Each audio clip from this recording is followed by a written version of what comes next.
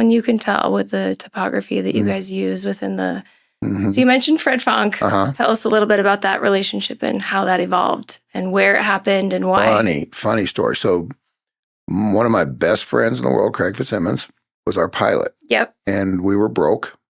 And, it was 2008. The world melted down. The catastrophe of the 2008 Great Recession, they call it. It wasn't the Great Depression, but it's called the Great Recession. And the housing market melted and everything. And literally every bank was going broke.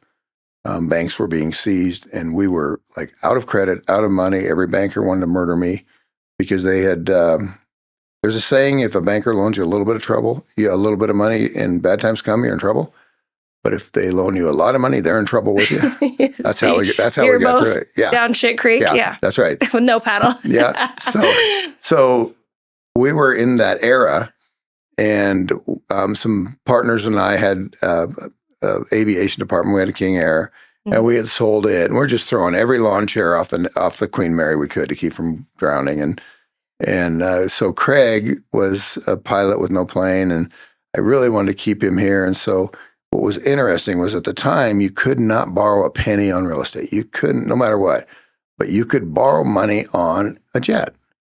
So we had some real estate that we didn't have deeds of trust on that wasn't leveraged to a bank. I said, Craig, let's get an ad in the aviation industry and say, we'll trade real estate for a jet. I don't care what it is because I'm not going to fly it. I'm just going to borrow against it. I'm going to try to make payroll for another year. I kind of remember this story, right? But yeah. The only person that answered that ad was Fred Funk's broker. And Fred kind of had the same deal. He went from the PGA to the Champions Tour. Yep. Well, the money difference between those two is that's going from the Taj Mahal to Top Ramen overnight, right? So it's kind of funny. So this would have been 2009, 10, somewhere in there. And so it gets a little bit sincere. And Fred has a Lear 35.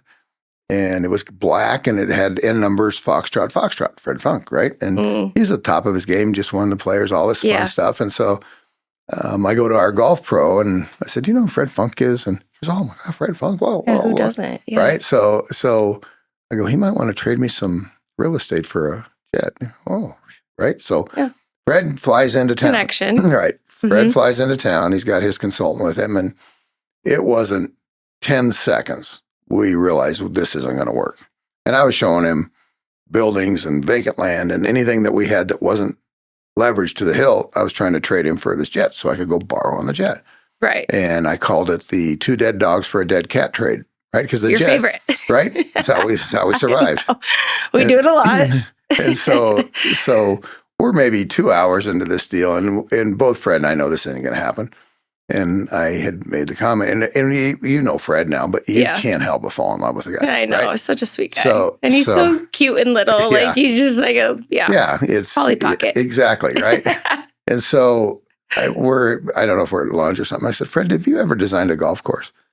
Have you ever been an architect? He goes, oh, bucket list. Oh my God, I'll never get the chance, but I've got all these ideas. And I could just tell he was so loving and so fun that he would be really fun. And so I go, Fred, I want to show you something. I have this vision of a golf course up on this hill, and I want to call it Rain Dance National. And he's like, well, yeah, let's go look at it. So we drive up. There's nothing up there. It's just wheat fields and barbed wire and ravines. And we drive up on there, and he's like, well, this is really cool. This is neat. And then when we got down in the bottom and looked back up the ravines, he goes, oh my God.